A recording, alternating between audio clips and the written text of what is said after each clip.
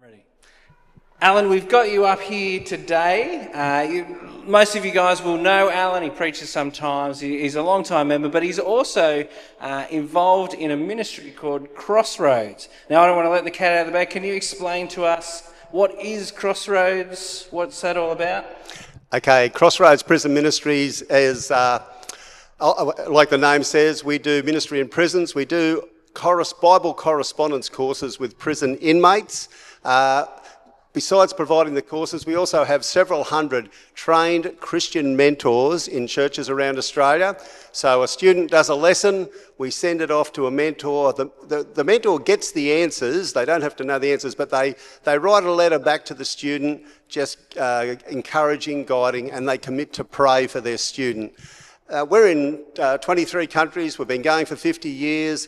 In countries where the mentoring occasionally has stalled, the ministry is nowhere near as effective. So the mentoring is incredibly powerful, and of course, so is the Word of God.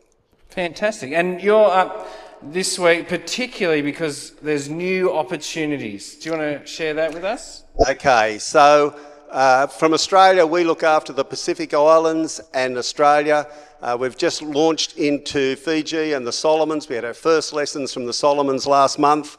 I've been going to Papua New Guinea. We're in 4 prisons there. Corrections want us back to set up more prisons. It has a huge impact on recidivism, reoffending, particularly in the islands. They're really profoundly changed. It affects behaviour in prisons. So these correctional services are wanting us back to set up more. Last year in Australia, we had our biggest year in 25 years in lessons received, and we've already, so far this year, exceeded that by 67%. So God is really blessing this ministry. It's growing dramatically. Now, and so you mentioned mentoring is the great need. For us, if one of us wanted to be a mentor, what would that look like? Time, cost, effort, what do we need?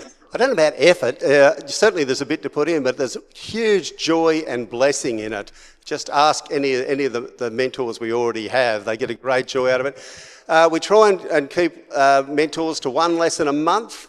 Time, it depends on the person. You can do a lesson in 2 or 3 hours, but that varies from person to person. But I've got to say, prisons are fertile ground for the gospel. Jesus gets criticised in the Gospels for going and taking his ministry to sinners and tax collectors, people who have had their sin exposed and have been shunned by society. Where are they today? They're in prison, and I've got to tell you, they are open to the gospel. I meet lots of people, men and women in prison, who say coming to prison is the worst thing and the best thing that ever happened to me because I found Jesus here.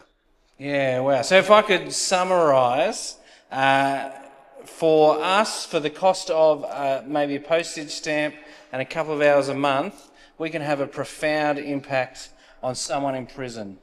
So I know it's hard, mission is hard, reaching people with Jesus is hard, but you're giving me an option where I can spend a couple of hours a month and make a huge difference in the comfort of my lounge room. Is that right? Yep. Yeah. Now, if I want to take that easy option of a couple of hours to make a huge difference, what do I do? Come down the front after the service? I'll be here after the service. I'll be here to answer questions. I've got application. All you have to do is fill out an application form.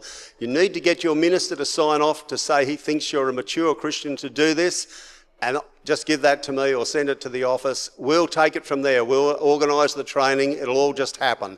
But just come and see me if you're interested. I'll give you an application form and go from there.